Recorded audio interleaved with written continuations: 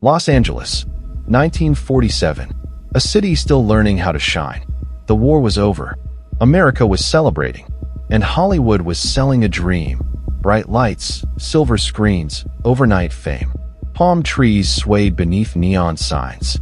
Studios churned out stars. And every street seemed to whisper possibility. But behind the glamour, behind the movie premieres and polished smiles, something darker was moving. Something quiet. Something patient. Los Angeles had always had secrets. But in January of 1947, one secret would be exposed so violently, it would change American crime history forever. This is the story of Elizabeth Short. This is the Black Dahlia. Elizabeth Short was just 22 years old. She was born in Boston, Massachusetts. Raised during the Great Depression, when hope was scarce and survival came first. Her childhood was unstable. Her father disappeared when she was young, presumed dead. Her family struggled, but Elizabeth dreamed anyway.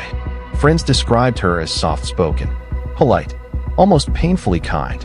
She wasn't reckless. She wasn't wild. She was hopeful. Elizabeth wanted to be an actress, not for fame alone, but for escape. A chance to rewrite her story. Like thousands of young women before her, she believed Los Angeles was the answer. She moved west, city to city, couch to couch. She wore black often, styled her hair carefully. She carried herself like someone who wanted to be noticed. But not loud, not desperate. She trusted people easily, too easily, and in a city full of strangers. That trust would cost her everything. Post-war Los Angeles was expanding fast, but law enforcement wasn't keeping up. Records were paper-based. Communication was slow. Forensics were primitive by modern standards. Serial killers didn't have names yet. Criminal profiling didn't exist. If someone was careful, if someone was intelligent, they could disappear forever. And someone knew that. January 9th, 1947.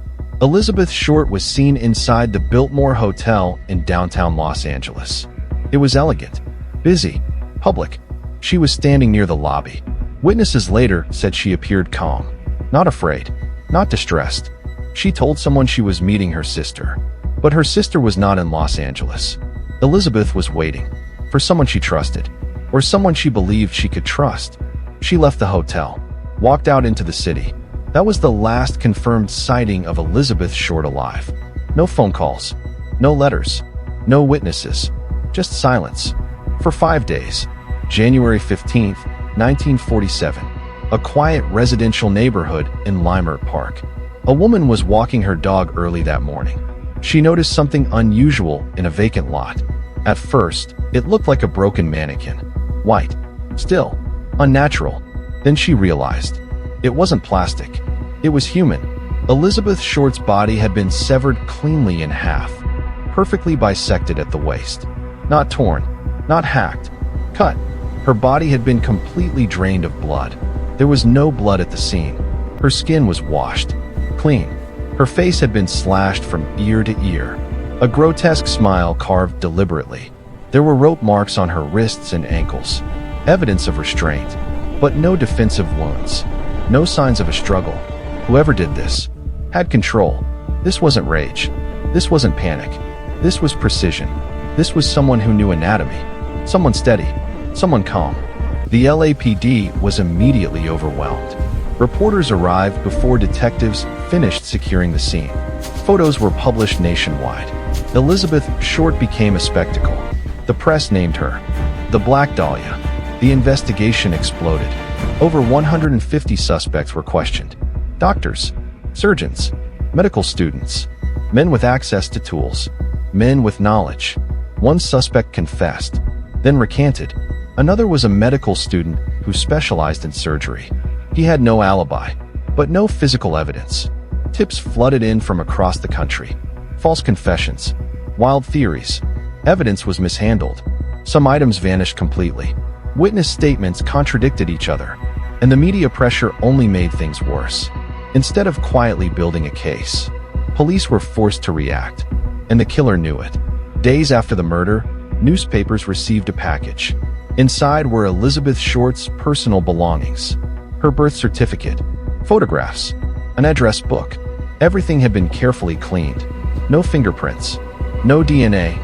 Long before DNA was understood, there was no message. None was needed. The meaning was clear.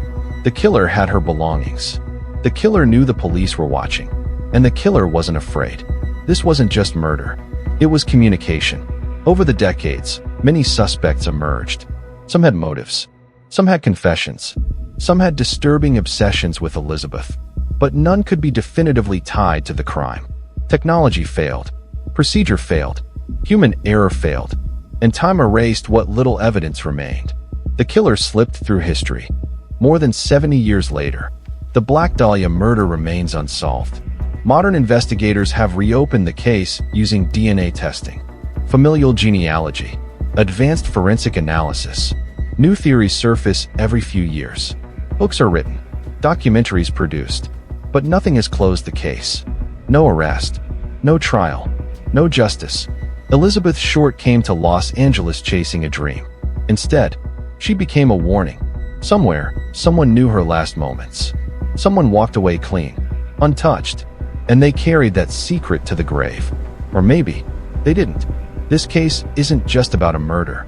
It's about how easy it was to vanish. In a city built on illusion. This is Cold Case, and the Black Dahlia still waits for the truth.